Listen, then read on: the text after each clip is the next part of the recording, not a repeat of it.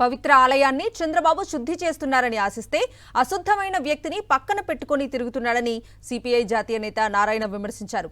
కలంకాలతో దేవుడికి పట్టు వస్త్రాలు ఎలా సమర్పిస్తారని నిలదీశారు. చేసిన తప్పులు టీటీడీ చైర్మన్ ను వెంటాడుతున్నాయన్నారు. టీటీడీ చైర్మన్ పదవి నుంచి తప్పుకోవాలని బిఆర్ నాయుడుకి చంద్రబాబు ఎందుకు ఆదేశించడం లేదని ప్రశ్నించారాయన. దేవుణ్ణి నమ్ముకొని బ్రతకటం లేదు, అమ్ముకొని బ్రతుకుతున్నారంటూ నారాయణ ఘాటుగా విమర్శించారు. శుద్ధి చేయకపోగా అశుద్ధమైనటువంటి వ్యక్తితో కూడా పెట్టుకుని దిగుతుంటే దేవుడు పారిపోతాడు. ఇంకా మేము ఒకటే చెప్పినాం, తప్పు చేసినా లేదా అనవసరం. ఒక పవిత్ర దేవస్థానానికి అధిపతిగా ఉన్న వాళ్ళపైన అట్లాంటి వస్తే తక్షణం రిలీవ్ అయ్యి దాన్ని ప్రూవ్ చేసుకుని పోవాలి. ఆ కళంకం పెట్టుకొని దేవుడు ముందర పోయి పట్టు వస్తే అటు చేస్తాడు. రేపు బ్రహ్మోత్సవాలు వస్తాయి, పండుగలు వస్తాయి, దేవుడికి పోయి పట్టు వస్త్రాలు బహుకరించాలా?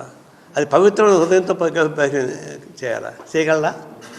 వెంటాడుతూ ఉంది కదా, నీళ్ళు రాష్ట్రాలు వెంటాడుతూ ఉన్నాయి కదా చైర్మన్కి. ఎందుకు ఆ మాత్రం నువ్వు కొంచెం దిగవయ్యా, మళ్ళీ చూసుకుందామని చెప్పలేకపోయాడు. ఎందుకు ఆ చైర్మన్ అయినా సరే నాకు ఇది వచ్చింది కాబట్టి, నేను తప్పు చేయలేదు, అయినా వచ్చింది కాబట్టి నేను తప్పుకుంటున్నా, నిజం నిరూపించడం మళ్ళీ వస్తాను ఎందుకు చెప్పకూడదు? అమ్మ నైతికత లేదా మీకు? దేవుణ్ణి నమ్ముకొని బతుకుతున్నారు మీరు. దేవుణ్ణి నమ్ముకొని బతకలేదు, అమ్ముకొని బతుకుతున్నారు. ఇట్లాంటి వాళ్ళు అది ఉండాల్సింది చైర్మన్గా. భక్తులు ఉండాలి, ఎవరు? డివోటీస్, వ్యాపారస్తులు, వడ్డీ వ్యాపారం చేసేవాళ్ళు, తర్వాత కార్పొరేట్ కంపెనీలు నడిపించేవాళ్ళు, కాంట్రాక్టర్సు, వీళ్ళు కాదు దానికి చైర్మన్ ఉండాల్సింది. డివోటీస్ ఉండాలి.